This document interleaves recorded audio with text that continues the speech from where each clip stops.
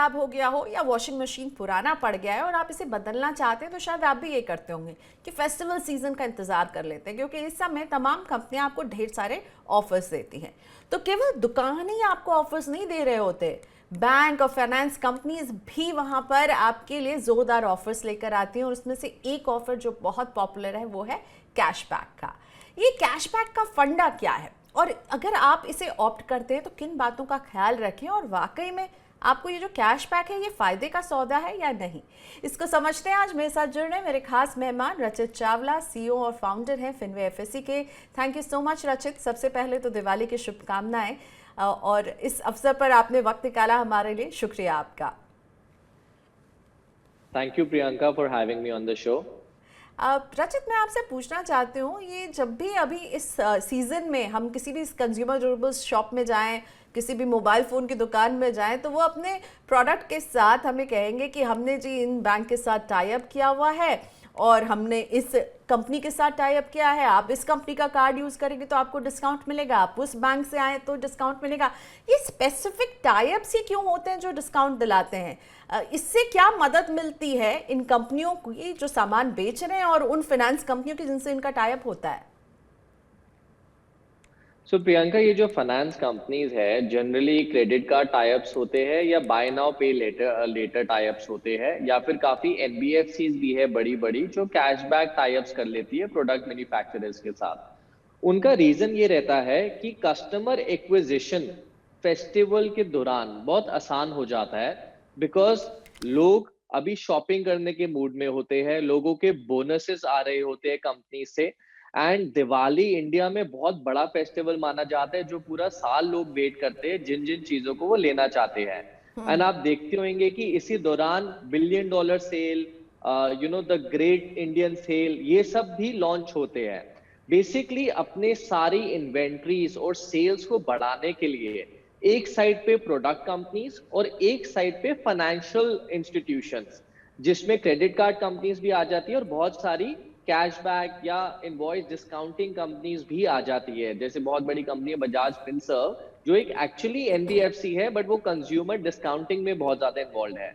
तो इन दोनों की विन विन क्रिएट होती है। कंज्यूमर प्रोडक्ट की विन विन कैसे होती है? उनकी सेल्स में बढ़ोतरी होती है, उनकी इन्वेंट्रीज कम हो जाती है, so they want to encash on that. Financial institution क्या सोचता है कि यार यही मौका है, अगर मैंने टाई अप कर लिया कोई अच्छे प्रोडक्ट के साथ तो कस्टमर तो वो प्रोडक्ट लेने आएगा ही आएगा, बट वो मेरा प्रोडक्ट जो एक क्रेडिट कार्ड है या फिर एक कैश डिस्काउंटिंग प्रोडक्ट है वो भी साथ में लेगा अपनी एनरोलमेंट के लिए। तो राइट। दोनों कंपनीज आपस में टाई अप करती है और ये बड़े यूनिक टाई अप्स होते हैं। ऐसा नहीं है कि आईफोन जो है वो हर एक के साथ टाई अप करेगा। आईफोन को पता है कि उसके प्रोडक्ट में बहुत ताकत है एंड लोग सोचकर आएंगे कि उन्हें आईफोन ही खरीदना है। तो आईफोन पहले ही एक बड़ी बैंक जैसे एचडीएफसी बैंक के क्रेडिट कार्ड के डिवीजन के साथ टाई अप करके रखेगा कि अगर आपने एचडीएफसी स्वाइप किया तो हम आपको इतना कैशबैक देंगे। इस तरीके से ये दोनों मतलब companies win win consumer create करती है। एक्विजिशन है दोनों ही कंपनियों के लिए, मतलब जो प्रोडक्ट बना रही है और जो आपको सर्विस दे रही है, दोनों के लिए ये टाइम होता है जब वो अपने कंज्यूमर काउंट बढ़ाते हैं। आपने कैशबैक का जिक्र किया और मैं यही समझना चाहती हूँ, ये कैशबैक का सच बताइए, ऐसे ऑफर्स जो हैं क्या ग्राहकों के लिए वाकई में फायदेमंद साबित होते हैं? आपका टेक क्या है रचित इस पर?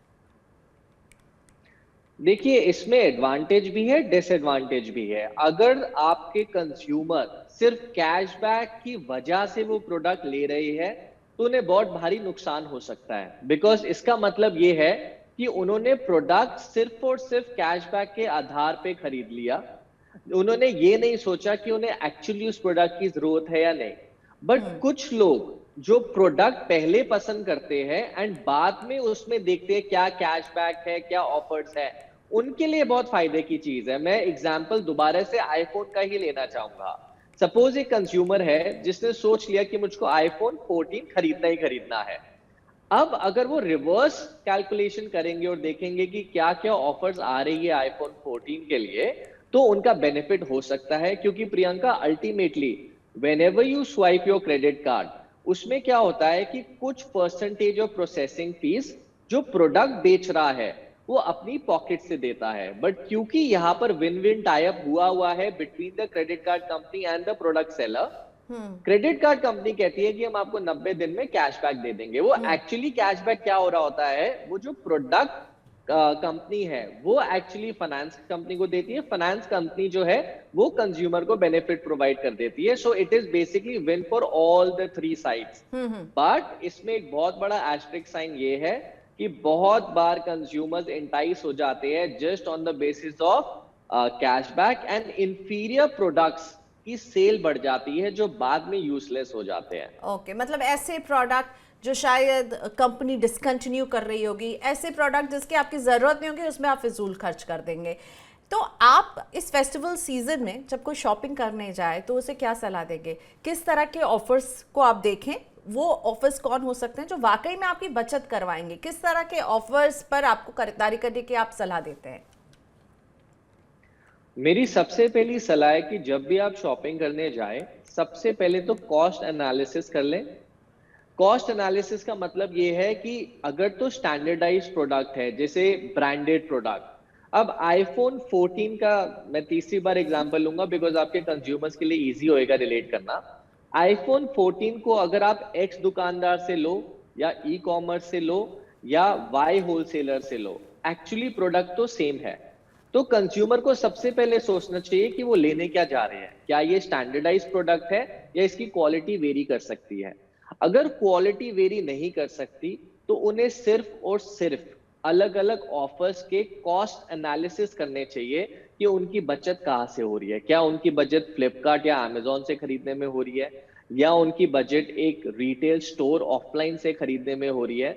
जहां से भी उनका बेनिफिट आ रहा है उन्हें इमीडिएटली वहां से खरीदना चाहिए। बट अगर प्रोडक्ट वो नॉन स्टैंडर्डाइज्ड है, यानी उसकी क्वालिटी वेरी कर सकती है, देन उन्हें सबसे पहले प्रोडक्ट फाइनलाइज करना चाहिए, उसके बाद कॉस्ट एनालिसिस करने चाहिए। प्लस गलती नहीं करनी चाहिए कि जो प्रोडक्ट उन्हें नहीं भी काम आने वाला वो भी उन्होंने खरीद लिया जस्ट बिकॉज ऑफ अच्छा डिस्काउंट मिल रहा है। एंड उनकी मैन्युफैक्चरिंग डेट भी इनटू अकाउंट लेनी चाहिए कि ऐसा तो नहीं है कि पुराना प्रोडक्ट जो बहुत टाइम से पड़ा हुआ है वो अभी सेल होते हुए ले रहे हैं। बिकॉज जितना न्यू डेट होगी मैन्युफैक्चरिंग की उतना अच्छा प्रोडक्ट चलने की संभावना होती है। ओके, सो एक बार मैन्युफैक्चरिंग डेट पर ज़रूर नज़र डाल दें। कैशबैक के ऑफर पर मैं वापस लौटना चाहूँगी। आपने भी अभी जिक्र किया था रजत कि ये 90 दिन का कैशबैक का ये वादा करते हैं, तो ये क्या लॉजिक होता है कि 90 दिन में कैशबैक मिलेगा? और ये जो होता है ये प्राइस ऐसा कुछ नहीं कि आपको कैश मिलता है, वो कहते हैं कैशबैक है, ये आपके कॉस्ट में एडजस्ट होता है, राइट? करेक्ट प्रियंका। सो एक credit card company generally earn तब करती है जब पेमेंट में डिफॉल्ट आए। ओके। अब क्रेडिट कार्ड कंपनी जब भी आप स्वाइप करते हो उनकी, अब जैसे मैंने बहुत बार आपके शोज पे कहा है कि क्रेडिट कार्ड एक एसेट भी हो सकता है और लाइबिलिटी भी हो सकता है। एसेट तब होएगा कि अगर आपने ठान लिया है कि मैं कभी भी ड्यू डेट के बाद पे नहीं करूंगा क्रेडिट कार्ड का बिल, हमेशा पहले करूंगा। That means your credit card is a great tool, it's an asset. तो जब भी आप उस क्रेडिट कार्ड को स्वाइप करते हो, जो प्रोडक्ट सेलर है वो कुछ परसेंटेज क्रेडिट कार्ड कंपनी को देता है बिकॉज आपने कंज्यूमर को पास कैश अवेलेबल कर दिया जो हो सकते हैं उसके पास ना होए। तो कंज्यूमर प्रोडक्ट्स ये देखती है कंपनी कि उनकी सेल्स बढ़ रही है।